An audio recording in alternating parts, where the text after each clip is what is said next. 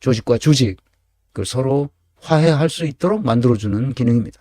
그런데 사법이 사회에 더 큰 문제를 일으키고 있어요. 도대체 법원 신뢰도가 윤석열 신뢰도보다 떨어진다는 게 말이 되는 소리입니까?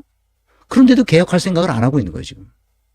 문재인 정부에서 그토록 개혁하라고 얘기해도 귀뚱으로도 안 들었어요. 종교는 뭡니까? 온전함에 이르르는 인간의 욕망을 충족시켜줘야 돼요. 그것이 종교입니다. 이 기능을 다 할 수 있는 사람들이 바로 정치인이에요. 그래서 정치인들은 구조와 시스템과 프로세스를 고쳐야 돼요. 더 좋은 사람들이 정치인으로 나갈 수 있도록 구조와 시스템을 자기들 스스로 만들어야 돼요. 그래서 내가 지난 시간에 김성회 의원을 칭찬했는데 그 칭찬한 이유는 단 한 가지예요. 자치 분권을 해야 된다는 주장이고, 두 번째, 내가 그날 칭찬하려고 하다가 계속 기다렸어요. 첫 번째, 입법을 어떤 방식으로 어떻게 하는지를 보고 싶었기 때문이에요. 그리고 나아가서 뭘 하려고 그러느냐. 지금 젊은이들이 정치권으로 들어가는 게 너무 힘들어요. 기득권 정치인들이 지역위원장을 틀어쥐고 앉아서 그 고민정이 그러잖아. 자기 멋대로 하는 거예요, 이게. 그래서 대의원과 이 권리당원 사이에 표의 등가성을 만들려고 하는데 고민정이 그렇게 반대해서 결국 20대 1로 만들었잖아요. 그냥 1대 1로 만들어야 됩니다. 왜 그러면 이 친문 세력들이 그걸 안 하려고 그러냐. 자기 기득권을 유지하기 위해서. 일반 젊은이들이 정치권에 들어가기가 굉장히 어려워. 낙하산으로 들어가기 전에는 자기 스스로의 노력으로 들어갈 수가 없어요, 20대에. 그래서 누구나 동일한 선에서 출발할 수 있도록 정치권에 들어가려면 그 문을 열어줘야 되거든. 그래서 그 장벽을 내리겠다는 얘기를 이전부터 해왔어요, 김성애가. 자기가 정치권에 들어가는 게 이렇게 어려운데 일반인들이야 얼마나 어렵겠어. 그러니까 그 문턱을 다 낮춰서 똑같이 경쟁하자. 일반 신인이나 기존 그 국회의원이나 똑같이 경쟁할 수 있도록 그렇게 하자. 그렇게 하려는 생각을 가지고 있어요. 두고 봐야죠, 이제 얼마나 잘할지. 자, 이제 본론의 본론입니다. 이준석은 누구인가? 189강에서 했고요. 221강에서 이준석에 대해서 했습니다. 그 밖에도 몇 번 더 그냥 이렇게 조연으로 나온 적이 있습니다만 이것은 주연으로 나온 거죠. 나는 여기서 이준석을 보면 우리 교육의 병폐가 얼마나 큰가를 알 수 있어요. 영재교육을 받았거든요, 이준석이. 이준석은 누구인가? 서울과학고등학교가 영재학교예요. 카이스트에 들어갔어요. 그래서 한두 달 지내고 하버드대학교 서류전형으로 합격해서 컴퓨터과학과 경제학을 전공했다고 해요. 26세 때. 그러니까 영재학교를 나왔으니까 뭐 엄청난 거지. 카이스트에 갔다, 그것도 못마땅해서 하버드로 갔다는 거 아니에요? 그래서 박근혜 키즈가 되어서 새누리당 혁신위원장을 맡았어요. 29세. 30도 되기 전에. 그래서 국회의원 총선했고, 그 다음에 이 총선에 2번 나오고, 한 번은 뭡니까? 3번 나왔나? 재보궐선거에 나왔구나. 그래서 3번 다 낙선했어요. 그래서 마삼중이라는 별명이 붙었죠. 그러다가 2021년에 당대표에서, 전당대회에서 당대표로 선출됐죠. 22년에 경선 후보로 윤석열을 영입해요. 그래서 대통령에 당선시키고 그 후에 윤석열에게 팽당해줘. 1년 6개월의 당원권을 정지됩니다. 그리고 2024년 총선에서 4월 10일 22대 총선을 위한 떴다방을 탈당한 이후에 신당을 창당합니다. 나는 이준석의 이런 행보를 보면서 12가지 재주 가진 놈 조석 가는 데 없다는 옛말을 떠올려요. 딱 이준석을 두고 한 옛말입니다. 12가지 재주 가진 놈 조석 가는 데 없다. 우리 어머니가 늘 이렇게 까부는 놈들을 두고 하는 이야기인데 이 말이 무슨 말인지 아시겠죠? 조석 가는 데 없다는 말이 아침 저녁 먹을 길이 없다. 그런 얘기입니다. 영재교육의 저주, 학벌의 저주를 받았다. 저는 그렇게 생각하죠. 우리나라에서 있는 얘기예요. 학벌의 저주를 문재인과 함께 했던 사람들 대부분이 이 학벌의 저주를 받았습니다. 그래서 이번에 상당 부분 퇴출됐는데 아직도 남아있는 놈들이 있어요. 그 놈들이 아직도 문제를 일으키고 있습니다. 떴다방 신당을 창당했죠. 그래서 경기 화성 을에 22대 총선에서 당선됐는데 선거법 위반 혐의로 지금 기소된 것 같습니다.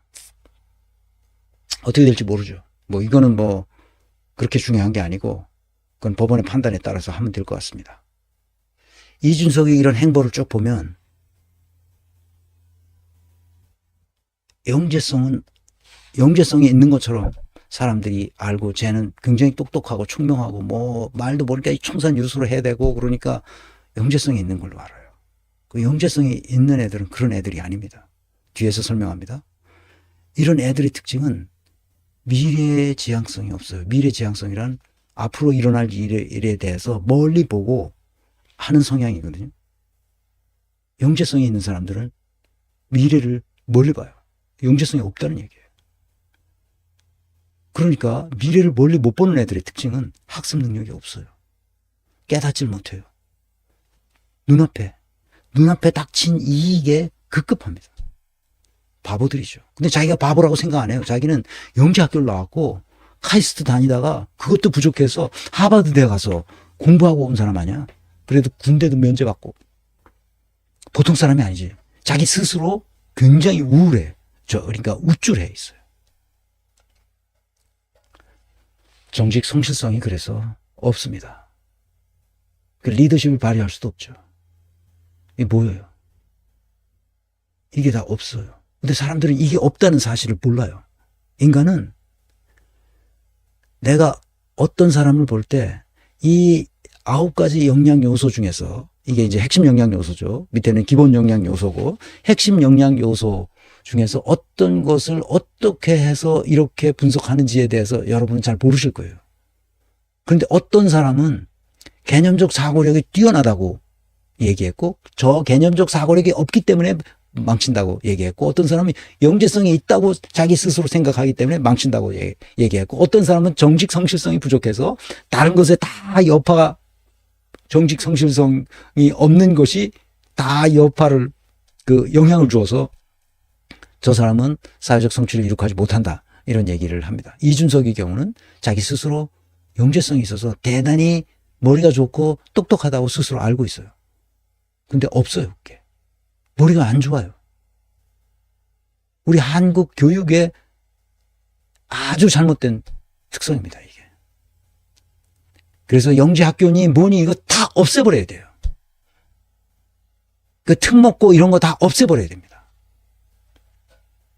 걔가 학문적 소양을 갖출 수 있는 능력이 있는지를 보고 학교를 선정할 수 있도록 해야 됩니다.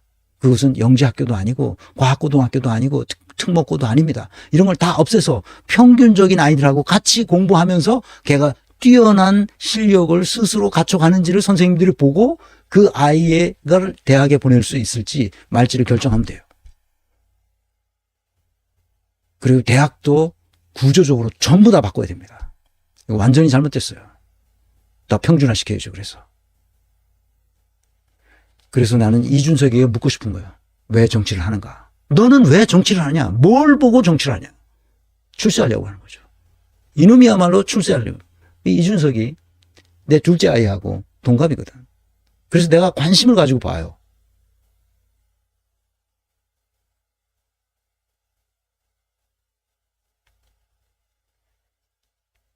(2019년에) 윤석열이 거짓말을 했습니다. 이게 인사청문회에서 아주 낱낱이 드러났죠. 2020년에 윤석열 자신의 비리와 불법으로 법무부 장관으로부터 징계 처분을 받았어요. 나는 그때 그것만으로도 이거는 진짜 행정법원 본안 1심 판결문을 내가 다 읽어봤거든. 아주 정확하게 분석했어요. 이것은 면직 처분도 가능한 면직 처분 이상으로의 징계 처분을 내릴 수 있을 정도의 비리와 불법이 있었다는 거예요.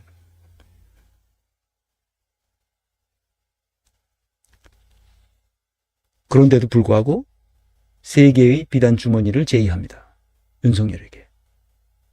들어갈까 말까 하다가 들어갑니다.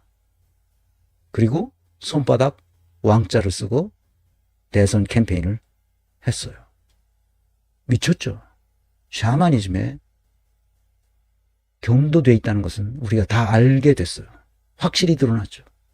여기에 뭐 머리에다 데지털인가 뭐 흰 데지털을 했다, 뭐 받고 나왔다는 등 뭐 어떤 소리를 하던데, 어쨌든 간에 이 무 속에 쩌든 인간이라는 것을 알게 됐죠.